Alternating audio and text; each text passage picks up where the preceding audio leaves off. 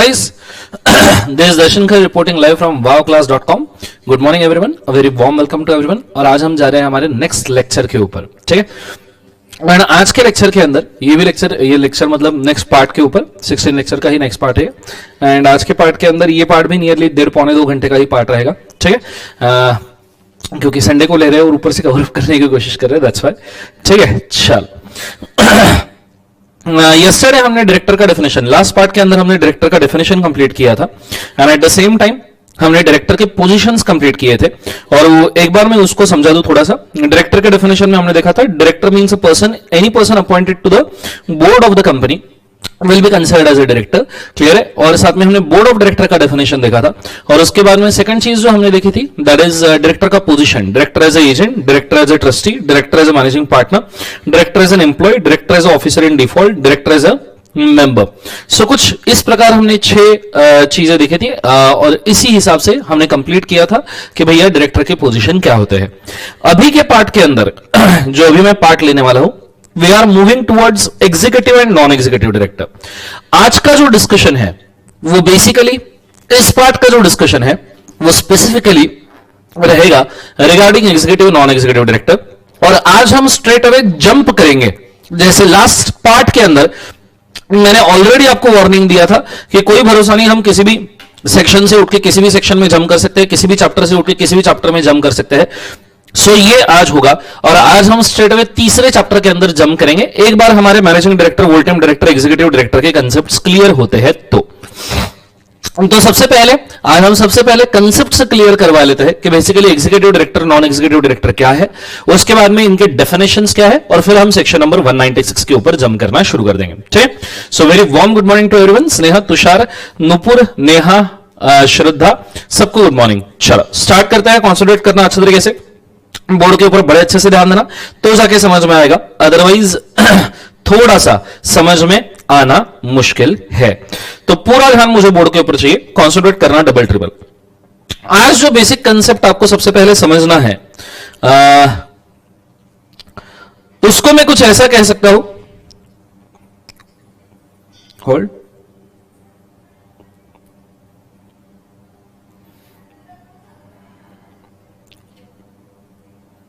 कितने गया,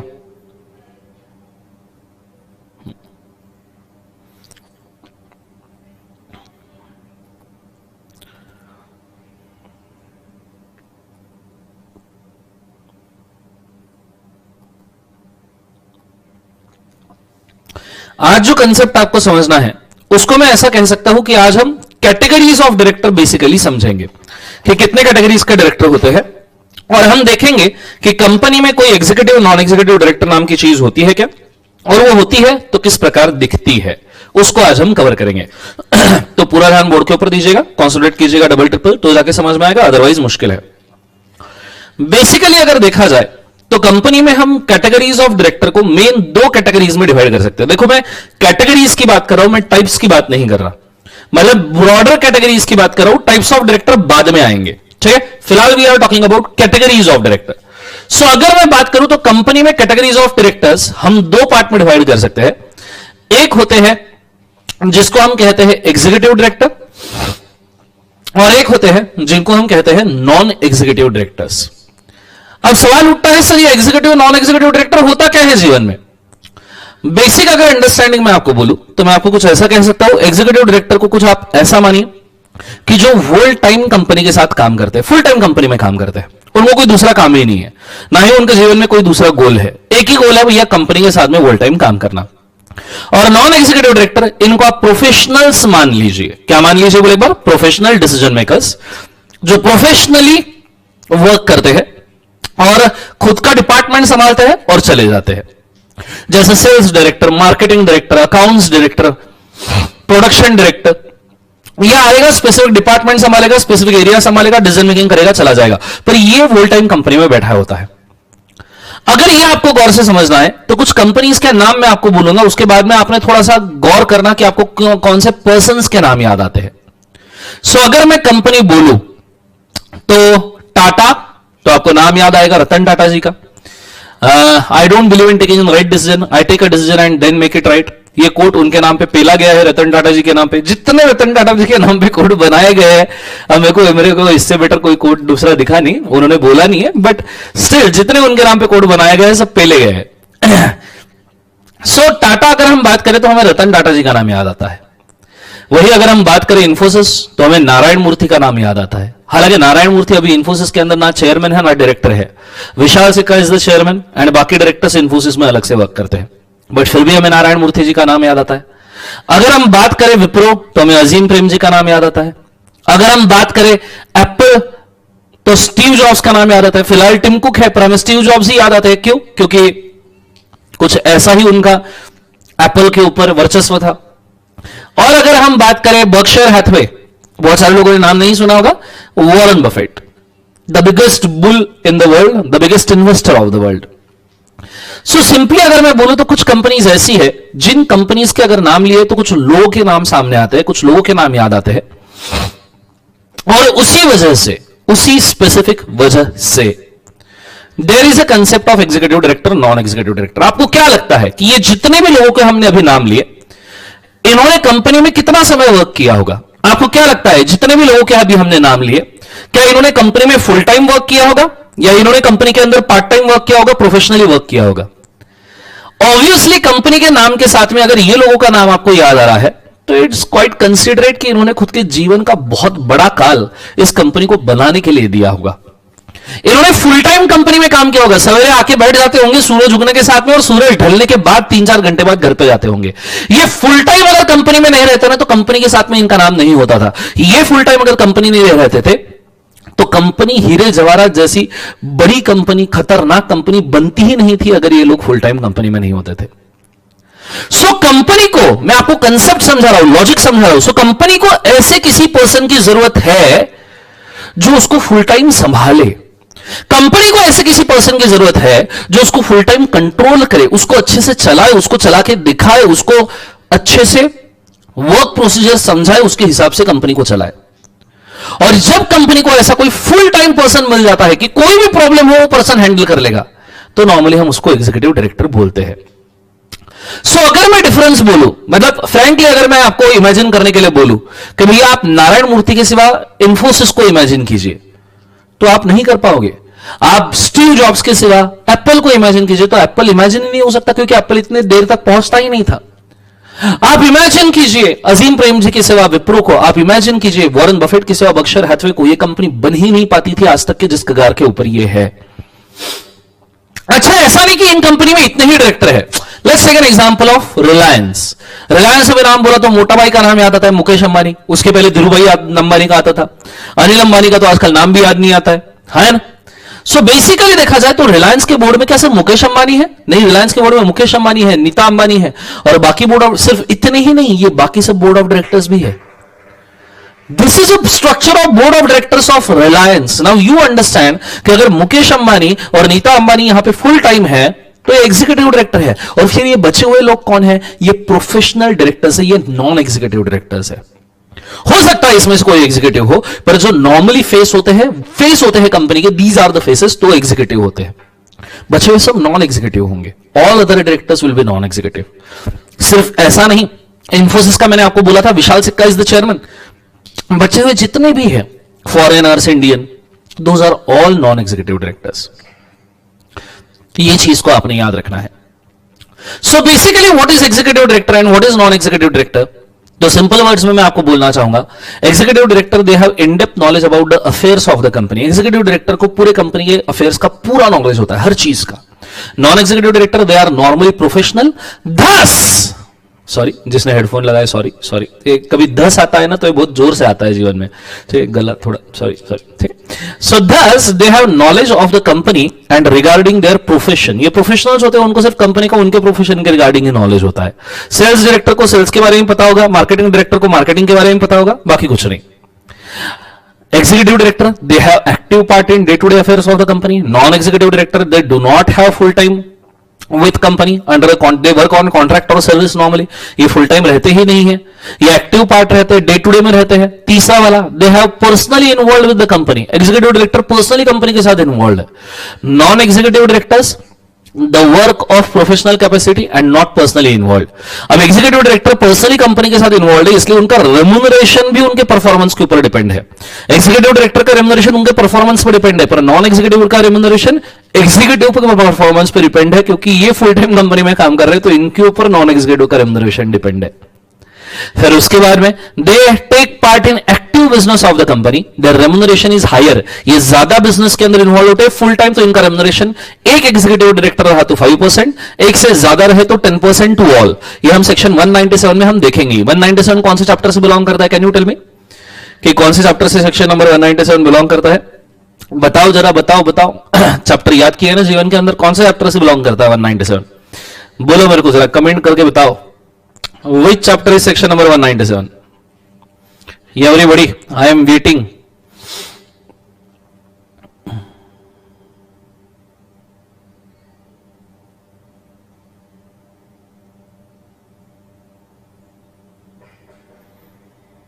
okay, managerial person and his remuneration. बहुत बढ़िया बेटा, स्नेहा, नुपुर, शिवानी, विराज, बहुत शानदार। जितने लोग याद रखना मेरी अल्फाज, जितने लोग चैप्टर्स याद करेंगे ना बच्चों, आप बहुत अच्छे मार्क्स कमा सकते हो। बहुत अच्छे से आप मार्क्स कमा लोगे अगर आप बहुत अच्छे से। और मैं आपसे रिक्वेस्ट, मतलब दिल से मैं आपको बोलना चाहूंगा, मेरा छोटा भाई छोटी बहन भी अगर रहते तो मैं उनको भी यही बोलता था कि भाई तू बहुत अच्छे से चैप्टर याद कर, तेरा कंपनी लॉ के ऊपर इतना प्यारा ग्रिप आएगा ना। मेरा कंपनी लॉ के ऊपर ग्रिप इस वजह से क्योंकि मेरे को चैप्टर्स याद है, मुझे सेक्शंस भी याद है, इस वजह से मेरा ग्रिप है। अगर आपको अच्छा ग्रिप चाहिए, आप चैप्टर्स कृपया याद कीजिए, ठीक है, प्लीज। ये मेरे दिल से रिक्वेस्ट है आप सबसे, ठीक है। सो इनका रेम्यूनरेशन 5% और 10% होता है, डिपेंडिंग ऑन कि ये कितने एग्जीक्यूटिव डायरेक्टर्स कंपनी में है। बहुत बढ़िया आंसर बेटा संदीप, अनिल, नेहा, बहुत बढ़िया आंसर बेटा, शानदार। अब इधर अगर नॉन एग्जीक्यूटिव का देखें तो they do not take part in the active business of company. Non executive director कभी भी बिजनेस के अंदर, एक्टिव बिजनेस के अंदर पार्ट नहीं लेते हैं, कभी भी नहीं लेते हैं, इसलिए उनका रेम्यूनरेशन नॉर्मली 1% और 3% होता है। अब 1% 3% कैसे, ये अभी हम डिस्कस नहीं करेंगे, इसको थोड़ा मेरे तरह आप पेंडिंग रखिए। सेक्शन 197 में हम एंड में, कंपनी लॉ के एंड में डिस्कस करेंगे, बिकॉज 197 काफी बड़ा सेक्शन है, ठीक है, तो इसको थोड़ा एंड में डिस्कस करेंगे। पर फिलहाल आप परसेंटेजेस याद रखिएगा, 5, 10, 1, 3। ये एंड में आपका पूरा क्लियर हो जाएगा, याद भी हो जाएगा किसको कितना है। सो ये डिफरेंस है। लास्ट चीज अगर मैं बोलूं तो managing director, full time director, ये एग्जीक्यूटिव डायरेक्टर के एग्जांपल है। नॉन एग्जीक्यूटिव डायरेक्टर का example independent director, one woman director, कई सारे हैं, ठीक है, आगे आपको पता भी चलेंगे। सो ये डिफरेंस मैंने तुम्हारे बुक में देके रखा है, if I am not wrong. So अगर आप बुक के अंदर देखो तो आपको ये डिफरेंस पता ही चलेगा एग्जीक्यूटिव नॉन एग्जीक्यूटिव डायरेक्टर का, ठीक है। और वहां पे मैंने कंपलसरी टू अपॉइंट वगैरह के कुछ 1-2 पॉइंट ज्यादा लिख के रखे हैं, तो जो एक्स्ट्रा पॉइंट लिख के रखे हैं उसको आप पेंडिंग कर सकते हो। जैसे कंपलसरी टू अपॉइंट के अंदर आप पेंडिंग डाल सकते हो, ठीक है। ये आगे जाके जब आप रिवाइज वगैरह करोगे तो आपको क्लियर होगा। थोड़ा मैं कंपनीज एक्ट के अंदर ये मेंशन करना चाहूंगा, कई सारी चीजें ऐसी होगी, कई सारी नहीं, काफी कम चीजें ऐसी होगी जो मैंने इस हिसाब से डाली है कि जब आप रिवाइज करो तो उसकी लिंक लगेगी। फॉर एग्जाम्पल अभी मैं सेक्शन पढ़ा रहा हूं 196 समझो, और इसमें रेफरेंस है सेक्शन नंबर 300 का, तो ऐसा तो मतलब ये तो हम बहुत ट्राई करते हैं कि 196 के साथ 300 पढ़ा दे, पर कई बार अगर 300 जैसा सेक्शन बहुत बड़ा रहा तो 196 के साथ उसी वक्त पढ़ाना थोड़ा मुश्किल होता है। पर उसके हिसाब से मैं कुछ चीजें डाल के रखता हूं, जब आप रिवाइज करोगे तो आपको लिंक लगेगा, अच्छा कि सर ने इसलिए ये चीज यहां पे डाल के रखी है। वैसे ही यहां पे एप्लीकेबिलिटी वाली चीज मैंने देके रखी है, आपका लिंक जरूर लगेगा जब बाद में आप इसको रीड करने की कोशिश करोगे। बाकी डिफरेंस आपके बुक के अंदर दिया है, आप चाहिए तो एक बार उसको रेफर कर लो 1 मिनट के अंदर, फिर बढ़ते हैं आगे।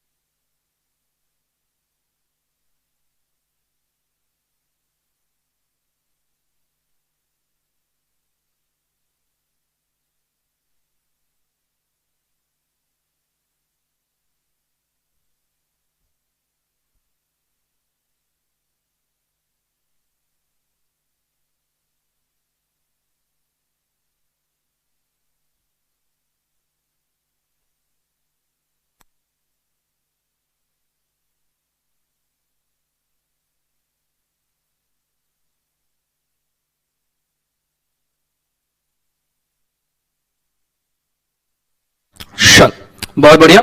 सो अगर आपका रीडिंग डन हो गया होगा तो अब मैं थोड़ा सा एक डायग्राम आपको दिखा दूं जो बहुत काम का है। इस डायग्राम में आपका काफी सारा कंसेप्चुअल क्लैरिटी अच्छा होगा रिगार्डिंग कि इसके अंदर मैंने एक्सप्लेन किया है कि किस तरीके से एग्जीक्यूटिव नॉन एग्जीक्यूटिव डायरेक्टर को देखना है। स्लो जाते हैं, समझ में आना चाहिए। डायरेक्टर्स को आप दो पार्ट में डिवाइड करो। Directors registered with the company, कल की डेफिनेशन और आज का एग्जीक्यूटिव मैं मिक्स कर रहा हूं, मतलब लास्ट पार्ट का डेफिनेशन और आज का एग्जीक्यूटिव मैं मिक्स कर रहा हूं। Directors registered with the company और दूसरे है deemed directors. Deemed director already हमने देख लिए हैं, जो कंपनी के बाहर से डिसीजन मेकिंग करते हैं कंपनी में पर रजिस्टर्ड नहीं होते। पर यहां पे हम देख रहे हैं रजिस्टर्ड विद द कंपनी। इसके अंदर हम दो पार्ट करेंगे, non executive directors, executive directors.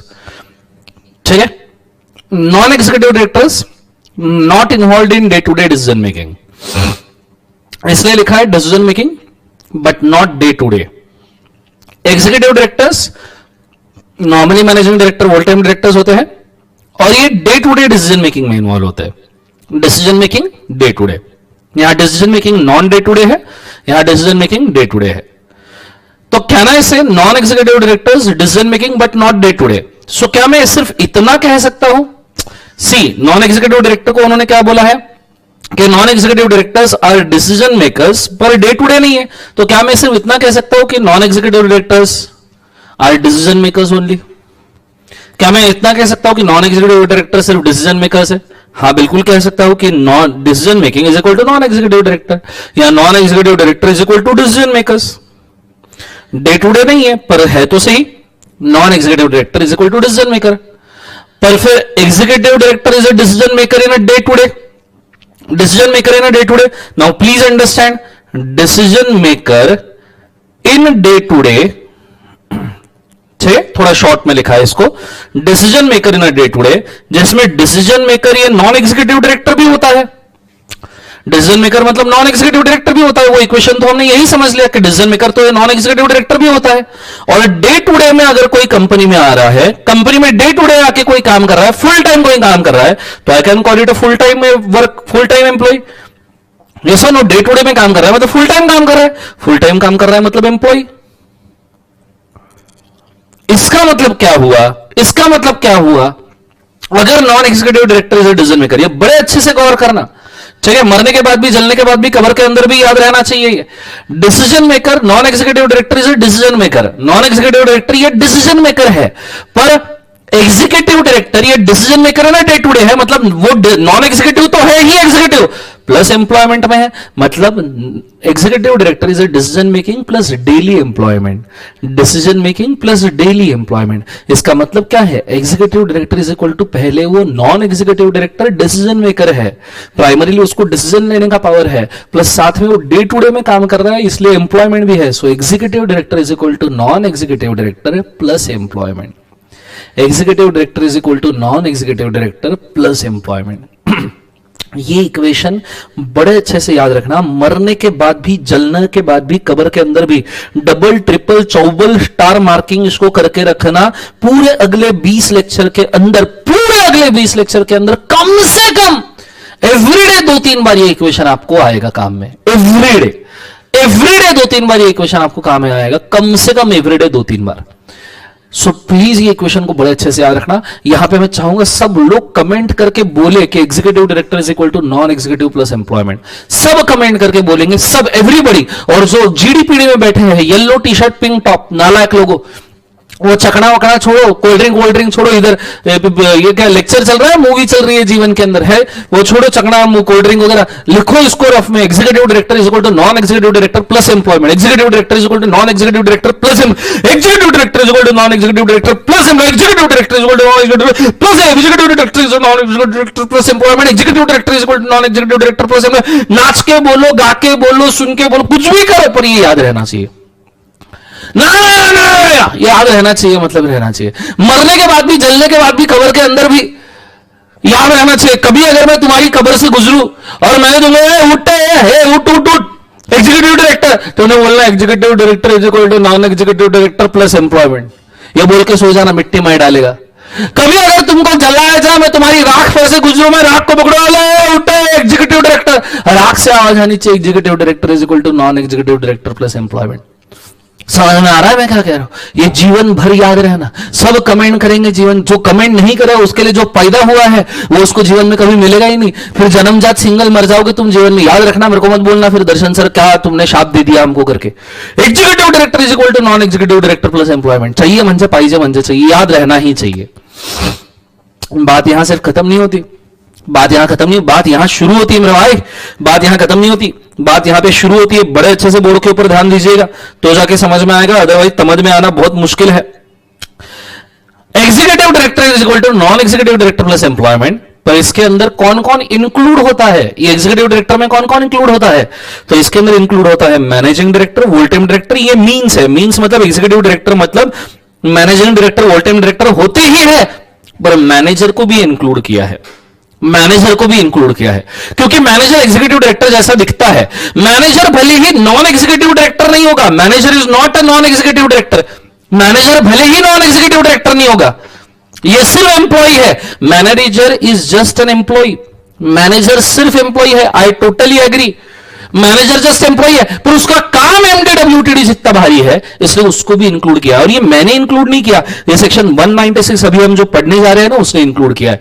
196 कहते हैं कि एमडीडब्ल्यूटीडी और मैनेजर का अपॉइंटमेंट एक जैसा होगा, इनका अपॉइंटमेंट एक जैसा होगा। सो एग्जीक्यूटिव डायरेक्टर के डेफिनेशन में एमडीडब्ल्यूटीडी तो आते ही है, ये तो अज्यूम्ड है। एमडीडब्ल्यूटीडी के लिए NED plus ED, NED plus employment, ये इक्वेशन इनके लिए लगता ही है, पर मैनेजर के लिए एनईडी नहीं लगता है। Manager is just an employ, manager is just an employ, ये सिर्फ एम्प्लॉय है, ये नॉन एग्जीक्यूटिव डायरेक्टर नहीं होता। पर इसका पोजीशन इतना सीवियर है एम्प्लॉय होने के बाद कि इसको मैनेजिंग डायरेक्टर और मैनेजर जितना दर्जा दिया जाता है।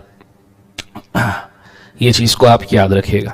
ये बहुत दो इंपॉर्टेंट पॉइंट मैंने यहां पे बोले हैं। सर सर ये तुम क्यों करवा रहे हो सर जीवन में ये एग्जीक्यूटिव नॉन एग्जीक्यूटिव, फिर उसका सर वो equation executive is equal to non executive plus employment, फिर उसमें भी सर मैनेजर नॉन एग्जीक्यूटिव, क्यों सर, क्या क्या तकलीफ है सर जीवन में? तुम्हें अच्छे से पढ़ाओ सर, प्लेनली पढ़ाओ, ठीक लगेगा हमको, प्यार से ऐसे सीधा सीधा पढ़ाओ। एग्जीक्यूटिव फिर नॉन एग्जीक्यूटिव है, फिर मैनेजर नॉन एग्जीक्यूटिव, सर क्यों बदले ले, किस बात के बदले ले रहे हो सर हमसे? नालायक चंपत, बदली नहीं ले रहा हूं, ये ऐसा ही है, डीप में पढ़ा रहा हूं, ओरिजिनलिटी में ऐसा है, प्रैक्टिकलिटी में ऐसा है, इसलिए पढ़ाना पड़ रहा है कि मेरे को शौक चल रहा है तुमको फ्रस्ट्रेट करने का। ये इसलिए पढ़ाना पड़ रहा है क्योंकि जरा बोर्ड के ऊपर ध्यान दीजिएगा, बोर्ड के ऊपर ध्यान दीजिएगा। कंपनीज एक्ट 2013 के 99% सेक्शंस मेरे भाई, 99% सेक्शंस ये नॉन एग्जीक्यूटिव डायरेक्टर को ध्यान में रखते हुए बनाए गए हैं। 99% सेक्शन सिर्फ नॉन एग्जीक्यूटिव डायरेक्टर को ध्यान में रखते हुए बनाया गया है। 99%, सिर्फ 1% सेक्शन ऐसे है जो एग्जीक्यूटिव डायरेक्टर को ध्यान में रखते हुए बनाया गया है, सिर्फ 1%। जैसे 190, 196, 197 जो स्पेसिफिकली एग्जीक्यूटिव को लगने चाहिए उस हिसाब से बनाए हैं।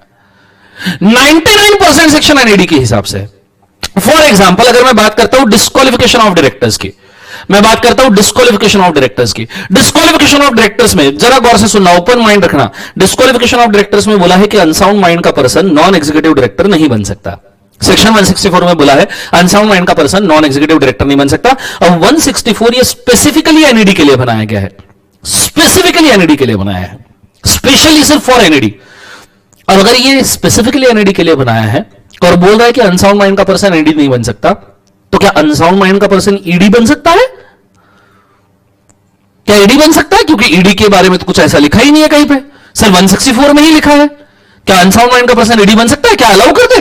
मतलब अनसाउंड माइंड का पर्सन एनईडी नहीं बन सकता पर ईडी बन सकता है, ये कैसा इंटरप्रिटेशन हुआ?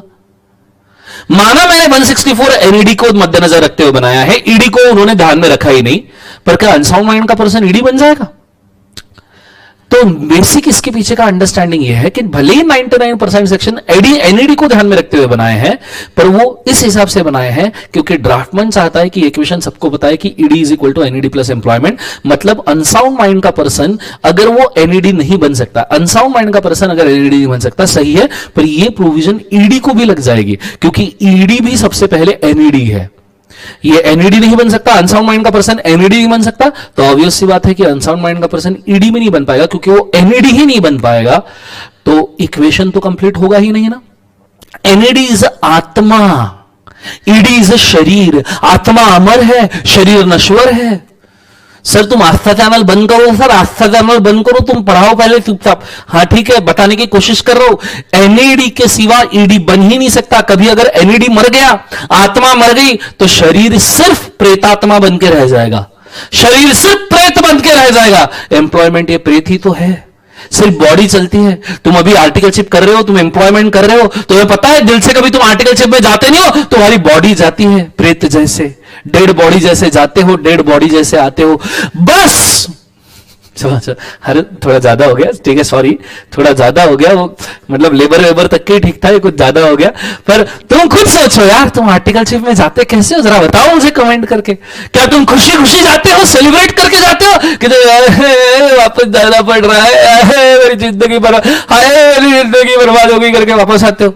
तो डेड बॉडी नहीं तो क्या है, क्योंकि आत्मा मिसिंग है मेरे भाई, डिसीजन मेकिंग मिसिंग है। वही तुम सोचो, अगर तुम खुद की प्रैक्टिस में जाओगे, सीए की प्रैक्टिस में, खुद की प्रैक्टिस, सेट की सीए की प्रैक्टिस, उसमें जाओगे, डिसीजन मेकिंग आएगा भैया, एनईडी शिप आएगा, डिसीजन मेकिंग आएगा भैया, बॉडी, डेड बॉडी में आत्मा आएगी, आत्मा आएगी, जीवंत इंसान बन के जाओगे। समझ में आ रहा है क्या? तुम बस बात इतनी समझो, बहुत घुमा के लाया, बट बात तुम इतनी समझो कि अनसाउंड माइंड का पर्सन एनईडी नहीं बन सकता। एनईडी अगर वो नहीं बन सकता तो ईडी कैसे बनेगा? क्योंकि ED is equal to NED plus employment. ED is equal to NED plus employment. तो आप ईडी ही एनईडी ही नहीं हो तो ईडी कैसे बन पाओगे? ये चीज को आपने बड़े अच्छे से याद रखना। सो 99% लाइक सेक्शन 194 164, 99% सेक्शन जो एनईडी के हिसाब से बनाए गए हैं वो सब के सब ऑटोमेटिकली ईडी को लग जाएंगे, बिकॉज वो 99% सेक्शन एनईडी को लगते हैं और एनईडी ईडी होता है, एनईडी ईडी होता है, इसलिए वो सभी के सभी ईडी को लगेंगे। एडिशनली जो ईडी के लिए स्पेसिफिकली बनाए हैं वो तो ईडी को लगने ही वाले हैं, वो तो ईडी को लगने ही वाले हैं। ये चीज को आपको अभी इसी वक्त समझना पड़ेगा, क्योंकि ये नहीं समझा आपके अगले 15-20 लेक्चर बेकार है। क्योंकि आप जब पूरे सेक्शन कंपनी जाके पढ़ोगे ना, हर जगह एनईडी एनईडी दिखेगा, तो मेरे को हर बार पूछोगे सर क्या ईडी के लिए नहीं है, सर क्या एग्जीक्यूटिव के लिए नहीं है? नहीं बेटा, अगर वो एनईडी के लिए बोला है तो वो ईडी के लिए कंफर्म है, वो अज्यूम कर लो ईडी के लिए बनाया हुआ है, लेकिन हर जगह बोला नहीं होगा। ये समझ में आ रहा है क्या? ये समझ में आ रहा है? जोर से बोलो, समझ में आ रहा है नहीं आ रहा है? सो जोर से बोलो, मुझे एक बार कमेंट करके बताओ कि ये आइडिया क्लियर है क्या, जो मैंने अभी आपको समझाया वो क्रिस्टल क्लियर है क्या, वो मुझे समझाइएगा। और ये डायग्राम आप ड्रॉ कर लीजिएगा, ठीक है? Please go for it fast. बहुत काम की चीज बोली है, अगले 15-20 लेक्चर में ताकत से काम में आएगी। गो फॉर इट फास्ट। कंपल्सन है इसीलिए जाते हैं। सो ट्रू, देखा मैंने बोला तुमको, तुम क्या प्रेतात्मा जैसे जाते हो, प्रेतात्मा जैसे वापस आते हो।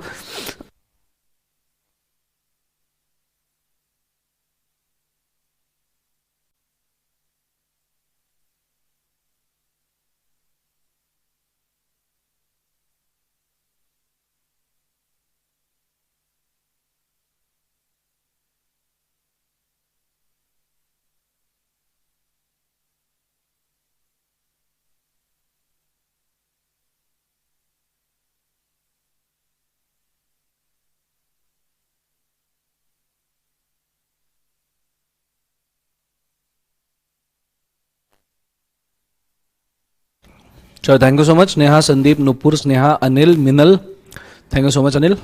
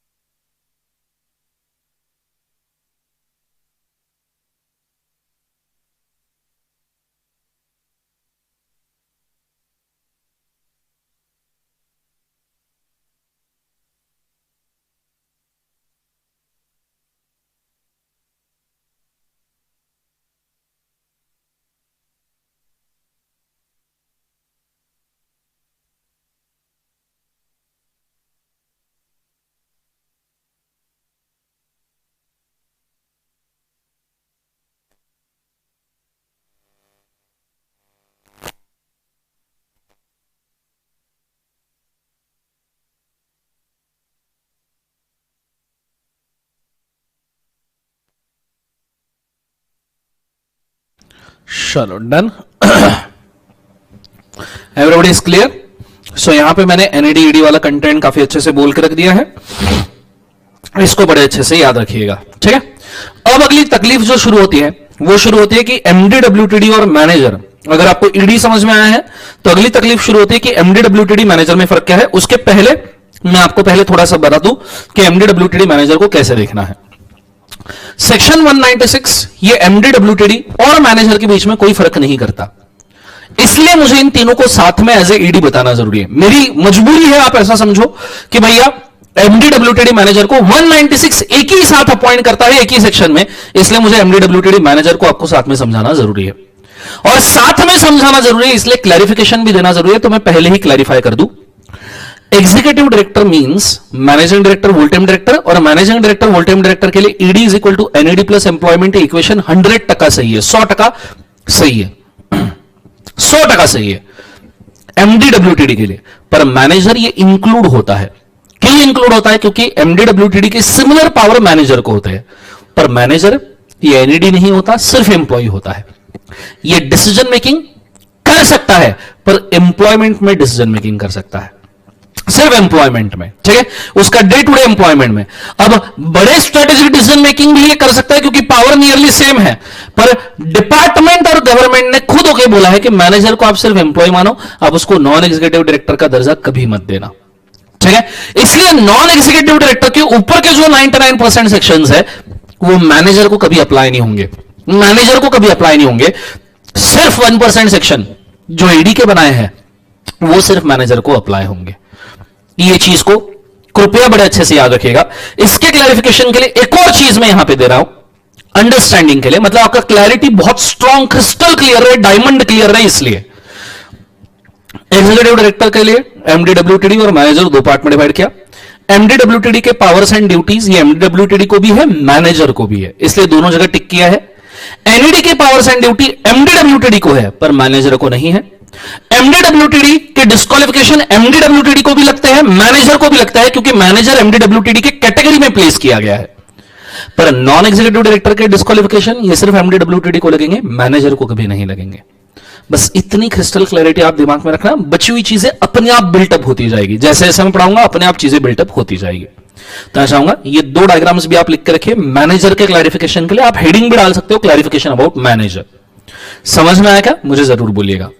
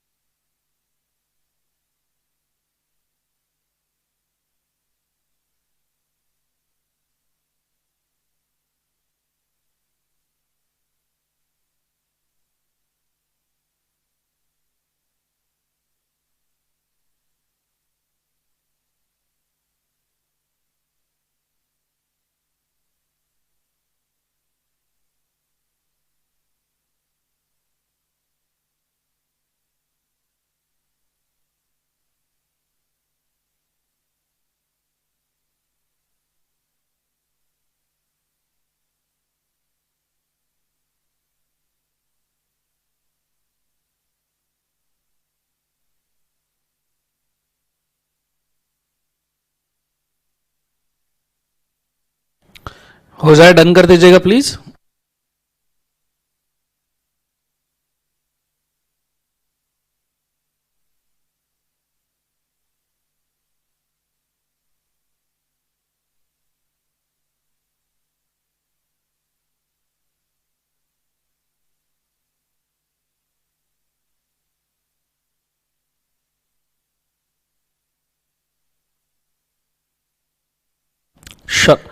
डन एवरीबॉडी, बहुत बढ़िया। सो आपको मैनेजिंग डायरेक्टर और मैनेजर के बीच का डिफरेंस आगे समझ में आया होगा, और ये डिफरेंस को और अच्छे से समझने के लिए we will go towards the definition of managing director, manager etcetera. ठीक है, सो आप डेफिनेशंस में आ जाइए। आपके बुक के अंदर डेफिनेशंस भी दिए हैं मैंने कि managing director, manager, full time director, इनके डेफिनेशन किस प्रकार होते हैं। ये देखिए, यहां पे पूरे के पूरे डेफिनेशंस मैंने लेके रखे हैं, इसको बड़े अच्छे से पढ़ना है, और एग्जाम में इसके ऊपर एक दो बार सवाल भी पूछा गया है, तो ये चीज को बड़े अच्छे से याद रखना। एक बार मैं आपको रिक्वेस्ट करना चाहूंगा कि ये डेफिनेशन आप खुद एक बार पूरे के पूरे रीड करके देखिए। ठीक है, कौन सी चीज के ऊपर सवाल पूछा है और क्या पूछा है वो मैं आपको मेंशन करूंगा, पहले एक बार सिर्फ इसको रीड कर लीजिए। गो फॉर इट फास्ट।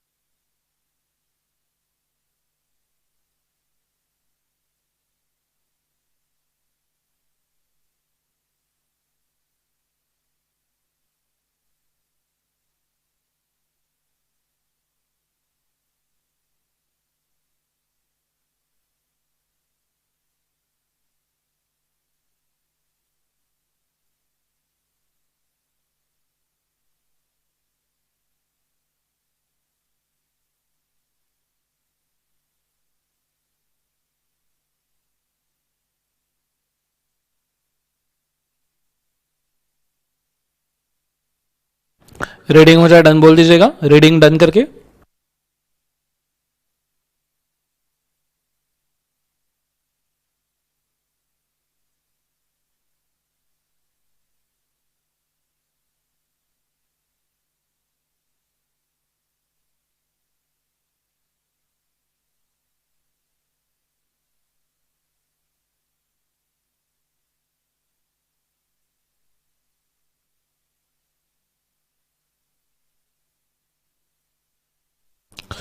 चल रीडिंग हो गया सबका। अब कौन सी चीजों के ऊपर ये आया था सवाल, उनको थोड़ा सा अपन एनालाइज कर लेते हैं, क्योंकि वो इंपॉर्टेंट एरियाज है।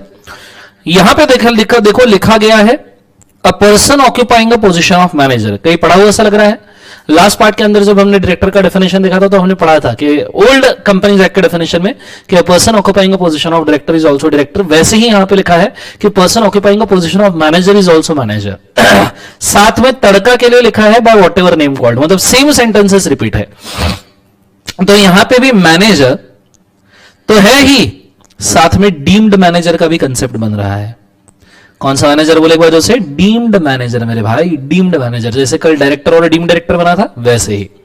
ठीक है, नेक्स्ट वाला मैनेजिंग डायरेक्टर वाले एरिया में ये वाला एरिया बड़ा काम का है, दिस वन एक्सप्लेनेशन। चलिए इसके ऊपर सवाल पूछा है, कोई भी बंदा रूटीन नेचर के वर्क कर रहा है इसलिए मैनेजिंग डायरेक्टर नहीं होता। ये पैराग्राफ का थोड़ा सा मतलब समझना।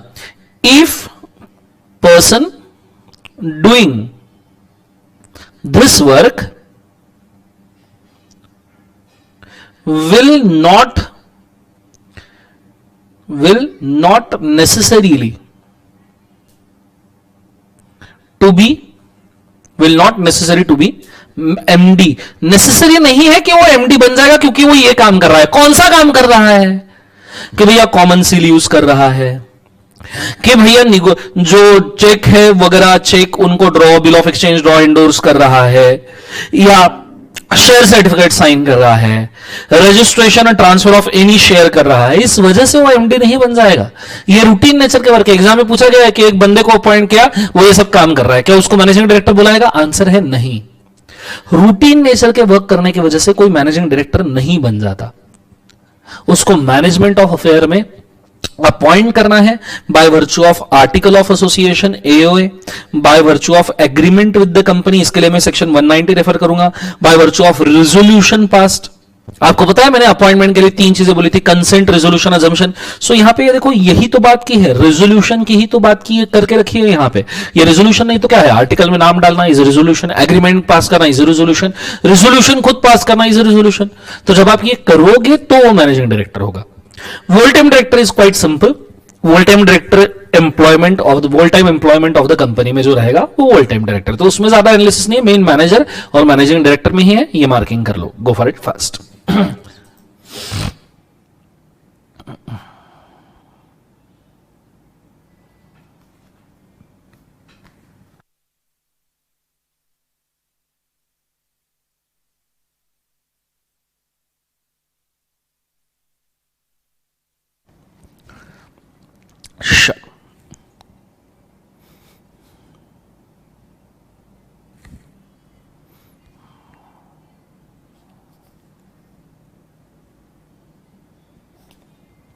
अच्छा, done everybody?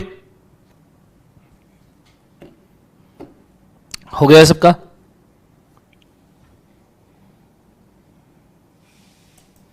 Only EDs can be WTD. तो ये तो एमडी के लिए भी बोल सकते हैं ना, only EDs can be MD also. मतलब एमडी डब्ल्यूटीडी ही ईडी होते हैं, या एडी एमडी डब्ल्यूटीडी। और ऐसा सेंटेंस बोलना थोड़ा सा तुषार गलत होगा कि only EDs can be WTD.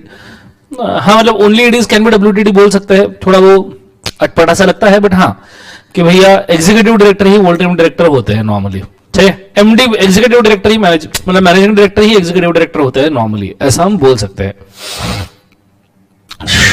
मतलब एग्जीक्यूटिव डायरेक्टर ही एक तो मैनेजिंग डायरेक्टर या वोल टाइम डायरेक्टर होंगे, पर ये डेफिनेशन में इंक्लूड किया है मैनेजर, तो हमको उनको भी इंक्लूड करना ही पड़ेगा।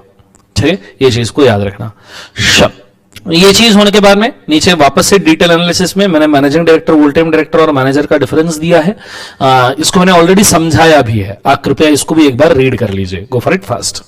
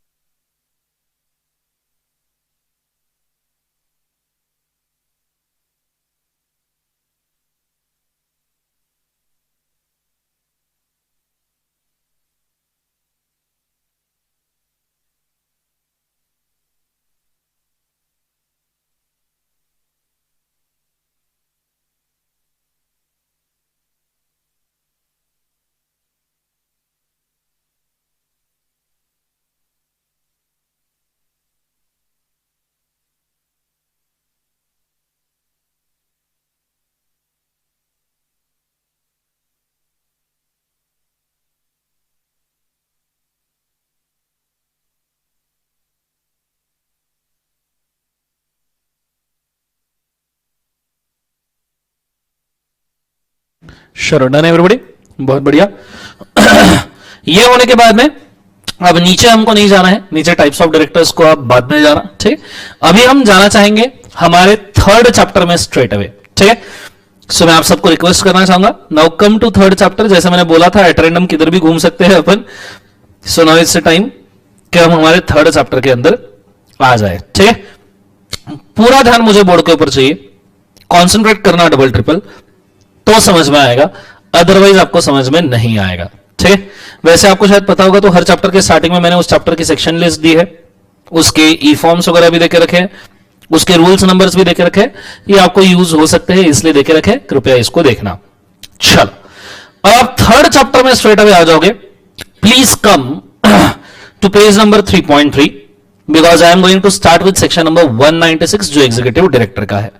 पूरा ध्यान मुझे बोर्ड के ऊपर चाहिए, कॉन्सेंट्रेट करना डबल ट्रिपल, तो जाके समझ में आएगा, अदरवाइज समझ में नहीं आएगा। इस डायग्राम के ऊपर आ जाइएगा कृपया, ठीक है, इस डायग्राम के ऊपर आ जाएगा। How manager is appointed if not appointed in BOD, Anil अभी वो समझ में आएगा, जस्ट आपको थोड़ी देर के लिए वेट करना पड़ेगा, ठीक है, वो भी समझ में आएगा, ठीक है। स्टार्ट करते हैं, कॉन्सेंट्रेट करना अच्छी तरीके से, वो भी समझ में आएगा, उसी की तरफ हम जा रहे हैं। सो अगर आप आ गए हो पेज नंबर 3.3 पे, तो आपको सबसे बड़े फॉन्ट में यहां पे एक इक्वेशन अपना लिखा हुआ दिखेगा जो हमने अभी अभी याद किया है, that is executive director is equal to non executive director plus employment.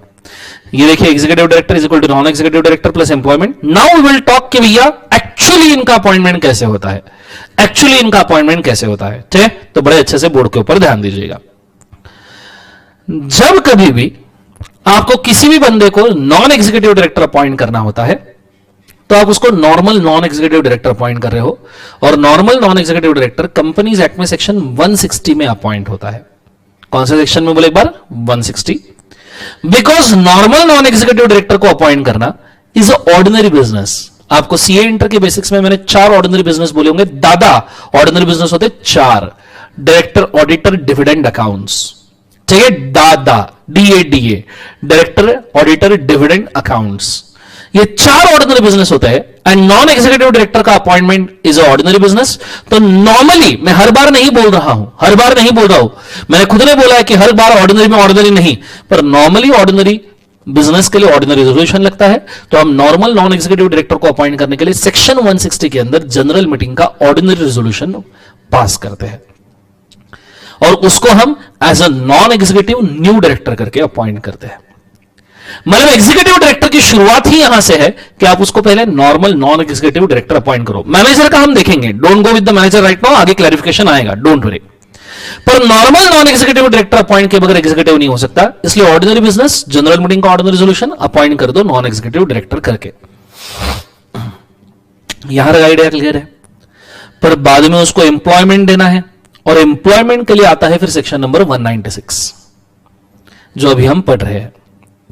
Section 196 कहता है कि अगर आपको किसी भी बंदे को एम्प्लॉयमेंट देना है, और खास करके नॉन एग्जीक्यूटिव डायरेक्टर को, ये मैनेजर के लिए भी एप्लीकेबल है। हाँ, पहले ये जो एनईडी वाला है ये सिर्फ एमडी और डब्ल्यूटीडी को एप्लीकेबल होगा, लेकिन आप जब एम्प्लॉयमेंट दे रहे हो तो एमडी को, साथ में डब्ल्यूटीडी को, और साथ में मैनेजर को भी एप्लीकेबल है। सो अगर आप मैनेजर अपॉइंट करना चाहते हो तो 196 में आपको सिर्फ एम्प्लॉयमेंट का रेजोल्यूशन पास करना है, और 196 कहता है किसी को भी मैनेजर बनाना है तो बोर्ड मीटिंग का ऑर्डिनरी रेजोल्यूशन पहला नॉमिनेशन के लिए कि इसको बनाओ, फिर जनरल मीटिंग का आपको अप्रूवल लगेगा मेंबर्स का। पर जनरल मीटिंग का अप्रूवल इतना आसान नहीं है, बड़े अच्छे से ध्यान देना, क्लिष्ट है ये, क्लिष्ट खतरनाक है। उसमें भी अमेंडमेंट आया है 2-4 साल पहले 2017 में, सो वो भी हमको अच्छे से देखना पड़ेगा। तो बड़े अच्छे से बोर्ड के ऊपर ध्यान देना। आपको एम्प्लॉयमेंट के लिए मेंबर का अप्रूवल लगेगा। अब जब हम बात करते हैं एम्प्लॉयमेंट की, तो एम्प्लॉयमेंट में एक एज होता है रिटायरमेंट का।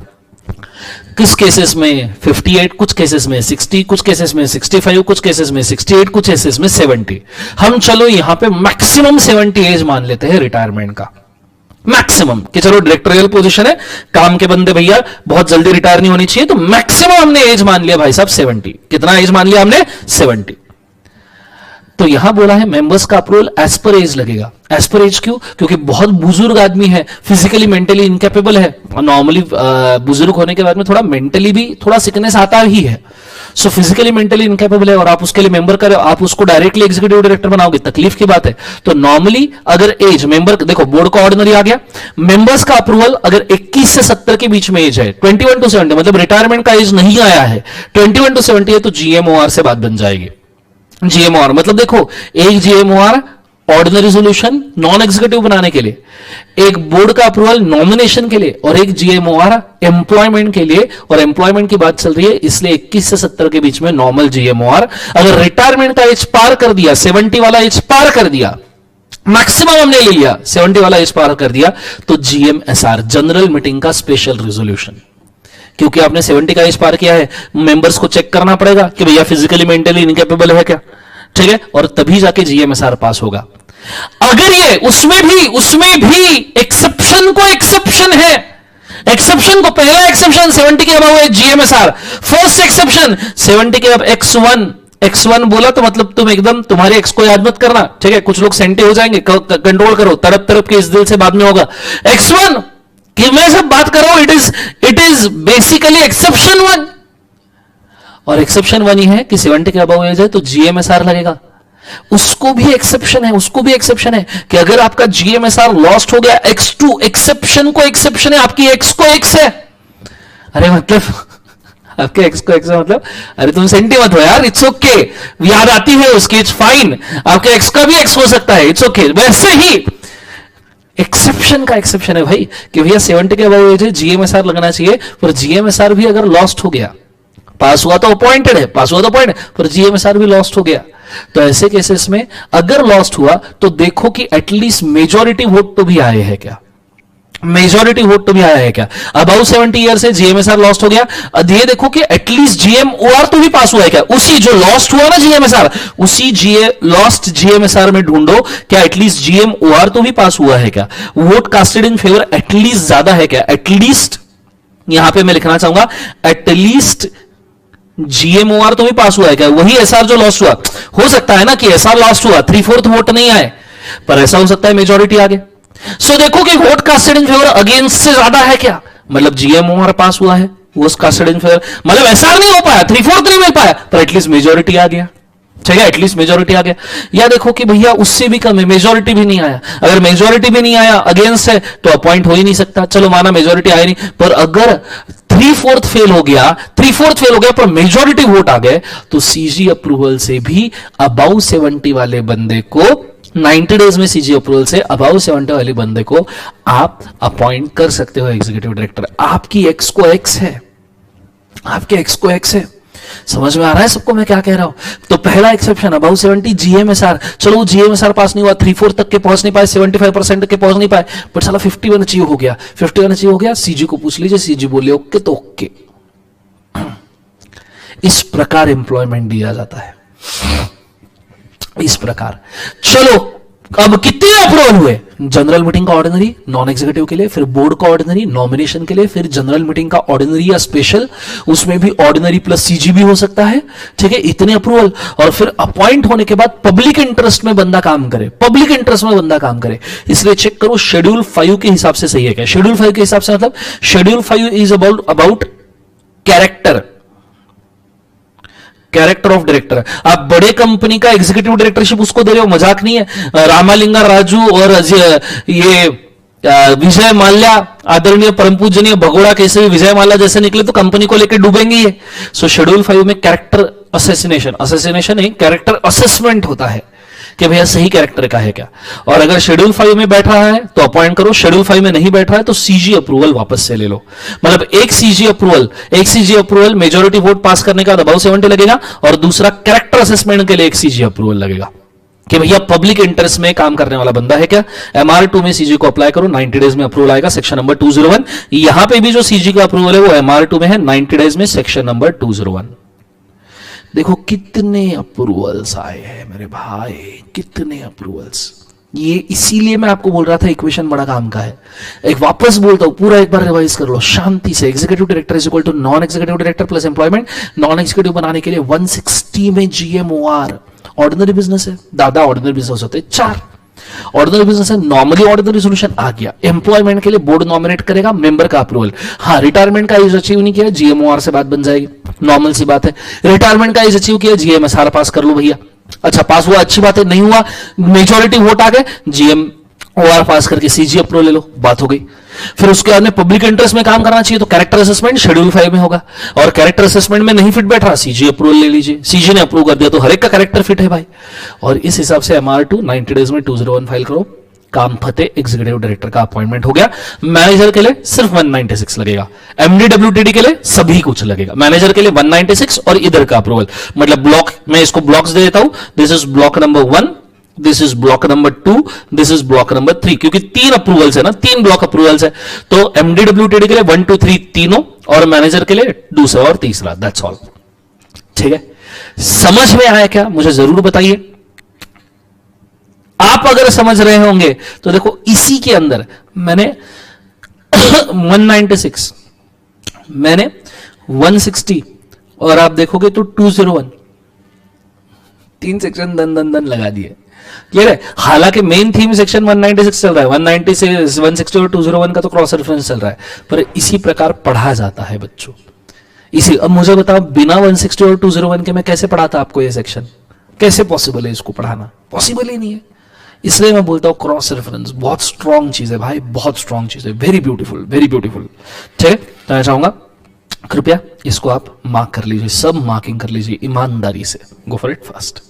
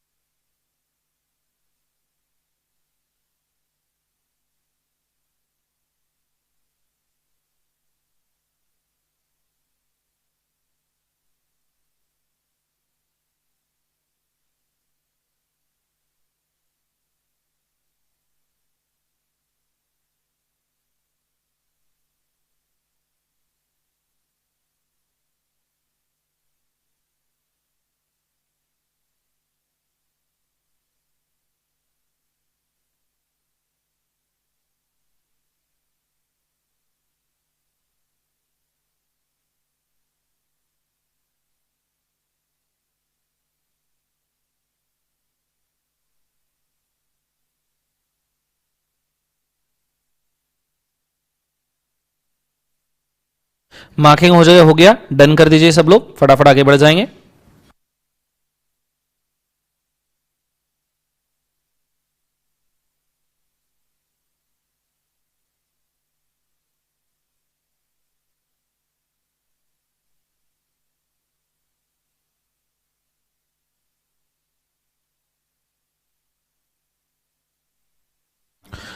बहुत बढ़िया। सो अगर मार्किंग हो गया है, नाउ वी विल गो कि प्रोविजंस वगैरह हम ठीक से पढ़े और प्रोविजंस वगैरह को हम ठीक से देखें। मैं चाहूंगा आप आ जाइए अब नीचे, कुछ मैं एट रैंडम जा रहा हूं तो कुछ कुछ पोर्शन में बीच बीच में स्किप कर रहा हूं, ठीक है। वो एट द एंड जब हम सेक्शन पूरा का पूरा कवर करेंगे उस वक्त तो ऑटोमेटिकली आ जाएगा, बट फिलहाल मुझे एक स्पेसिफिक फ्लो में जाना जरूरी है, तो जो जो मैं बोल रहा हूं उसके साथ साथ चलो, सेक्शन ऑटोमेटिकली एंड में पूरा कवर हो जाएगा, आपको टेंशन लेने की जरूरत नहीं है, ठीक है। सो आप क्या करो, आप आ जाओ सेक्शन नंबर 161 नेक्स्ट पेज के ऊपर, इमीडिएट नेक्स्ट पेज के ऊपर 196 सबसेक्शन 2 के ऊपर आ जाइए, फटाफट फटाफट, गो फॉर इट फास्ट। 196 सबसेक्शन 2 के ऊपर आ जाइए।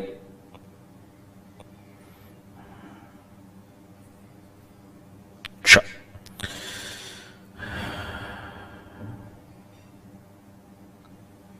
ओके। अब बच्चे मुझे पूछते हैं कि सर ये वीएम के दो बार पास करना जरूरी है क्या? इधर एक वीएमओआर, फिर इधर वापस से सर वीएमओआर, इधर वीएमएसआर, सर दो पास करना जरूरी है क्या? है दो पास करना जरूरी है? मैं इसके लिए आपको एक मस्त केस देना चाहूंगा, बड़े अच्छे से आपने याद रखना। फॉर एग्जाम्पल, हमारी कंपनी का नाम है, समझो दर्शन इस्पात लिमिटेड। दर्शन इस्पात लिमिटेड नाम है, ठीक है। दर्शन इस्पात लिमिटेड, इस्पात मतलब स्टील होता है, ठीक है। तो जिनको नहीं पता नालायक लोगों, दर्शन इस्पात लिमिटेड हमारी कंपनी का नाम है। 2000 करोड़ का टर्नओवर, 200 करोड़ का नेट प्रॉफिट, 1 करोड़ का डिविडेंड, फॉर्च्यून 500 में 185th रैंक, दर्शन इस्पात लिमिटेड, DIL दिल, और तुम मेरे दिल के मेंबर्स हो, ठीक है। तुम दर्शन इस्पात लिमिटेड के मेंबर हो। मैं एक दिन तुम्हारे पास आया, मेरा तुम्हारी कंपनी से कोई लेन देन नहीं था, तुम दिल के मेंबर्स हो।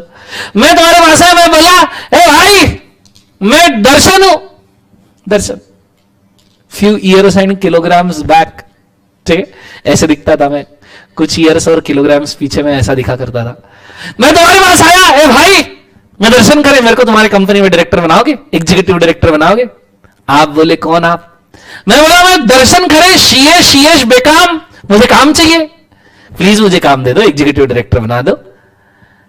अब आप मेरे को जानते नहीं, मेरे को पहचानते नहीं, आप बोलोगे यार एकदम से उठा के एग्जीक्यूटिव डायरेक्टर बनाए, कहीं ये नीरव मोदी, विजय माल्या निकला तो कंपनी को पूरा घोल के खा के पी जाएगा, भाग जाएगा यहां से। तो आपने मुझे बोला कि नहीं नहीं यार एग्जीक्यूटिव नहीं। फिर आपने मेरे क्वालिफिकेशन देखे, मेरे क्वालिफिकेशन है शीएश बेकाम, शीए में मैं नहीं कर पाया, बट सीए में भी ऐड कर दो अगर थोड़ा सा, मतलब सीए में बेकाम अगर मेरा क्वालिफिकेशन है। तो तुमने सोचा कि यार इसको पूरे तरीके से हकाल देना भी सही नहीं है, इतने अच्छे क्वालिफिकेशन इसके पास, बेकाम भी है बंदा। तो तुमने सोचा कि चलो इसको ट्राई करते हैं। अब जब आप किसी भी नए पर्सन को ट्राई करोगे तो आप उसको डायरेक्टली एग्जीक्यूटिव डायरेक्टर नहीं बनाओगे। तो आपने क्या बोला मुझे कि सर, हाँ तभी भी आप मेरे को सर ही बोलते थे, टेंशन ना लो, सर हम आपको पहले टेस्ट करेंगे, आप देखेंगे आप कैसा काम करते हो, हम आपको पहले सर नॉन एग्जीक्यूटिव बनाएंगे, जनरल मीटिंग का ऑर्डिनरी पास करेंगे, सर आपको पहले नॉन एग्जीक्यूटिव बनाएंगे सेक्शन 160 के अंदर सर, और फिर आपका काम हमें अगर पसंद आया तो बोर्ड का ऑर्डिनरी पास करके नॉमिनेट करेंगे, फिर वीएमओआर और एसआर के साथ। वैसे सर तुम बुड्ढे ही दिखते हो, 70 के अबव तो तुम लगते ही हो, तो ऐसे केस में एसआर पास कर लेंगे सर। मैं बोला नालायक, 70 के अबव लिखता हूं मैं, नहीं सर कोई नहीं, ऑर्डिनरी पास कर लेंगे सर, जीएमओआर पास करेंगे सर एम्प्लॉयमेंट के लिए, और फिर 90 डेज में सर एक तो शेड्यूल 5 कंप्लाई करेंगे, नहीं तो सर 90 डेज में सीजी अप्रूवल ले लेंगे सर। 90 डेज है उसके अंदर हम सीजी अप्रूवल ले लेंगे सर, सीजी अप्रूवल ले लेंगे sir, section number 201 sir, and with in 90 days form number MR2 sir, और आपका अपॉइंटमेंट हो जाएगा। मैं बोला बहुत बढ़िया, मतलब आपने पहले मुझे टेस्ट किया, फिर आप ही के बोर्ड ऑफ डायरेक्टर्स ने नॉमिनेट किया, फिर आपने मुझे एम्प्लॉयमेंट दिया तो मैं एग्जीक्यूटिव बन गया। आपने पहले मुझे नॉन एग्जीक्यूटिव बना के टेस्ट किया। एक तरीका हो सकता है, ये एक तरीका जिसमें अलग अलग मीटिंग हो रही है, अलग अलग मीटिंग हो रही है, एक ही मीटिंग में नहीं हो रहा है, अलग अलग मीटिंग हो रही है। ये अलग मीटिंग, सेपरेट मीटिंग, ये सेपरेट जनरल मीटिंग, मैं जीएम लिखना चाहूंगा यहां पे, एंड जो आप एम्प्लॉयमेंट के लिए वो भी सेपरेट जनरल मीटिंग। दो सेपरेट जनरल मीटिंग के अंदर मेरा अपॉइंटमेंट हो रहा है, तो भैया 2 रिजोल्यूशन तो लगेंगे। वही एक दिन तुम्हारे पास आए नारायण मूर्ति जी, आदरणीय परम पूजनीय नारायण मूर्ति जी आपके पास आए, very good guy, very down to earth person, hardly a person with any haters. आपके पास आए नारायण मूर्ति जी, रतन टाटा नारायण मूर्ति, कैसे खतरनाक लोग है भाई, खतरनाक एकदम। तो आपके पास है नारायण मूर्ति जी बोले कि मैंने दर्शन इस्पात लिमिटेड का नाम बहुत सुना है, क्या आप मुझे एग्जीक्यूटिव डायरेक्टर बनाओगे? नारायण मूर्ति जी आपसे पूछ रहे एग्जीक्यूटिव डायरेक्टर बनाओगे क्या? इन्फोसिस के चेयरमैन, प्रमोटर, 10,000 रुपए से कंपनी शुरू की थी, $multi-billion कंपनी बनाई है भाई, वो आपसे पूछ रहे क्या हमें एग्जीक्यूटिव बनाओगे? आप उनको क्या कर लोगे? नहीं सर नारायण मूर्ति जी पहले आपको टेस्ट करेंगे, ये बोलोगे आप उनको? औकात है अपनी कि उनको बोले टेस्ट करेंगे?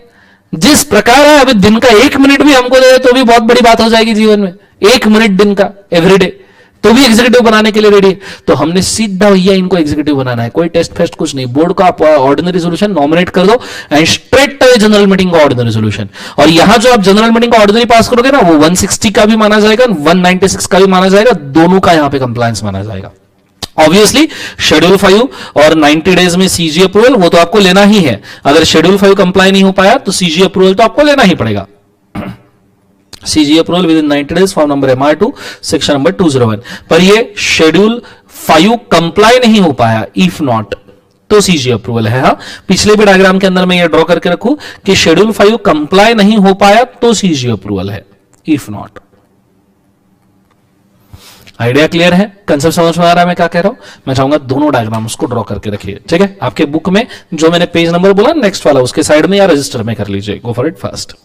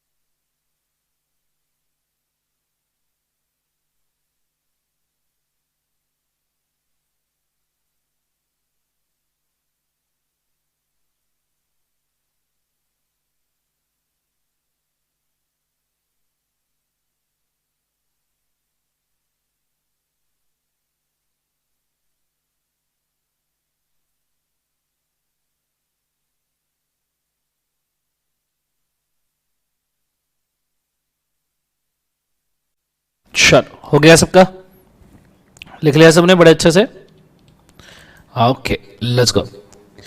सो यहां पे आपका कंप्लीट होता है रिगार्डिंग कि किस प्रकार अपॉइंटमेंट करना है। अब मैं आता हूं नोट्स के ऊपर, कृपया आप नोट्स के ऊपर आ जाइए, ठीक है। जो मैंने आपको पेज नंबर बोला था 3.4 उसके अंदर सबसेक्शन 2 में आइए, ठीक है। इसको अभी हमको ठीक से देखना है, कुछ प्रोविजन है मैनेजिंग डायरेक्टर वोल्ट डायरेक्टर के जो हमको साथ साथ में देखना जरूरी है। आ जाइए सबसे पहले first, the maximum term for which MD WTD manager can be appointed is 5 years। मतलब एक बार एमडीडब्ल्यूटीडी मैनेजर किसी को भी अपॉइंट करो 5 साल के लिए कर सकते हो। The reappointment can be made, star mark कर देना, इनका रीअपॉइंटमेंट सिर्फ लास्ट ईयर में ही किया जा सकता है, only in the last year, ठीक है। The reappointment can be made for any number of year irrespective of original appointment. Original appointment आप कितने भी साल के लिए करो, फर्स्ट अपॉइंटमेंट आपका 1 साल हो सकता है, 5 साल हो सकता है, 1 दिन हो सकता है, 5 दिन हो सकता है, कुछ भी हो सकता है। रीअपॉइंटमेंट आप इररिस्पेक्टिव ऑफ ओरिजिनल अपॉइंटमेंट कर सकते हो कितने भी दिनों के लिए। For example, board of director ने नॉमिनेट किया 1 अगस्त 2025 को, जनरल मीटिंग ने ऑर्डिनरी रेजोल्यूशन पास किया 30 सितंबर 2025 को और 5 साल के लिए अपॉइंट किया। 30 सितंबर 2025 को अपॉइंट किया 5 साल के लिए, मतलब टर्म रहेगा 5 years का 30 सितंबर 2030 तक। 5 years यहां पे खत्म होता है ना, 25 से लेके 30। अब रीअपॉइंट अगर करना है तो हम एक लास्ट ईयर में, made only in the last year, so last year शुरू होता है 30 सितंबर 2029 से लेके 30 सितंबर 2030। बस यही एक साल में हम रीअपॉइंटमेंट के बारे में सोच सकते हैं, और जो भी हम रीअपॉइंटमेंट यहां करेंगे वो आगे होगा। और ओरिजिनल और न्यू अपॉइंटमेंट का कोई लेन देन नहीं है। फॉर एग्जांपल, फर्स्ट अपॉइंटमेंट में मैक्सिमम 5 years का है, रीअपॉइंटमेंट भी 5 years का है, तो फर्स्ट ईयर अपॉइंटमेंट 5 years का, रीअपॉइंटमेंट 1 साल का, फर्स्ट 4 year का रीअपॉइंटमेंट 5 का, फर्स्ट 1 year का reappointment 5, 1, 3 irrespective. First year first appointment 5 साल तक कितना भी हो सकता है, रीअपॉइंटमेंट भी 5 साल तक कितना भी हो सकता है, कोई रिस्ट्रिक्शन नहीं है, ठीक है। नेक्स्ट वाला सबसेक्शन नंबर 3, उसके नीचे बोला है एज 21 से 70 होना चाहिए ऑर्डिनरी रेजोल्यूशन के लिए, 70 के अबव है स्पेशल रेजोल्यूशन, मार्क कर लीजिए। ऑर्डिनरी रेजोल्यूशन अगर से स्पेशल पास नहीं हुआ, if a special resolution has not been passed और ऑर्डिनरी पास हुआ है तो सीजी अप्रूवल के साथ बात बन सकती है। वेरी वेरी इंपॉर्टेंट, मार्क करके रखा है मैंने उसको, काम की चीजें एग्जाम में पूछ सकते हैं, क्योंकि एक्स को एक्स है, तुम्हारी एक्स को एक्स है ना, तो याद रखिएगा, एक्स का एक्स तो याद रहता ही है ना, तो याद रखना भी चाहिए। उसके बाद में अब एज फैक्टर अगर आया ही है तो उसको थोड़ा सा कंक्लूड कर लेते हैं बड़े अच्छे से। मैंने एज फैक्टर को 4 पार्ट में डिवाइड किया है, below 18, 18 to 21, 21 to 70 and 70 and above, ठीक है, अपने हिसाब से जो अपने को जरूरी है। ईडी एनईडी क्या बन सकता है, रेजोल्यूशन कौन सा रिक्वायर्ड है और रीजन क्या लगेगा। बिलो 18 ना बंदा ईडी बन सकता है ना एनईडी बन सकता है, रेजोल्यूशन ऑफ कोर्स कोई नहीं लगेगा, reason person is incapable of contracting. 18 साल तक के तो मतलब कॉन्ट्रैक्ट ही नहीं कर सकता, तो ईडी एनईडी क्या बनेगा। 18 टू 21 सिर्फ एनईडी बन सकता है, सिर्फ एनईडी, क्योंकि आपने देखना ईडी के लिए 21 के अबव का रेजोल्यूशन बोला है जीएमओआर। सो 18 टू 21 सिर्फ एनईडी बनेगा। सेक्शन 160 में आप जीएमओआर पास कर लो, और ईडी 21 के नीचे नहीं बन सकता। क्लियर है। हार्ड ड्रिंक्स पीने का जब एज हो, 21 पता है ना, हार्ड ड्रिंक, शादी करने का जब एज हो, हार्ड ड्रिंक पीने का जब एज हो, तभी तभी ईडी बन सकते हो। 21 टू 70 तुमको तो पता ही होगा, है ना, तुम तो 2-4 मार के बैठे होंगे अभी तक क्या है, तो है ना। सो 21 टू 70 ईडी एनईडी दोनों बन सकता है। अगर एनईडी ईडी दोनों बनना है तो जीएमओआर या एसआर, डिपेंडिंग ऑन, ओआर से ही बात होगी क्योंकि एज 21 टू 70 है, एसआर की जरूरत ही नहीं पड़ेगी। कैन बी ईडी और एनईडी। अबव 70 ईडी एनईडी दोनों हो सकता है, पर एनईडी के लिए जीएमओआर, ईडी के लिए जीएमएसआर या तो फिर जीएमओआर प्लस सीजी। थोड़ा समझिएगा, ईडी के लिए जीएमएसआर या तो फिर जीएमओआर प्लस सीजी, हमने ये देखा है अगर एज अबाउ 70 है तो, ठीक है। ये है आपका एज फैक्टर। आपको अगर मार्किंग्स वगैरह करने हैं फटाफट देख लीजिए, कर लीजिए, गो फॉर इट फास्ट। वो साइड का टेबल देखना है क्या, फर्स्ट और सेकंड अपॉइंटमेंट का, वो भी बोलिएगा।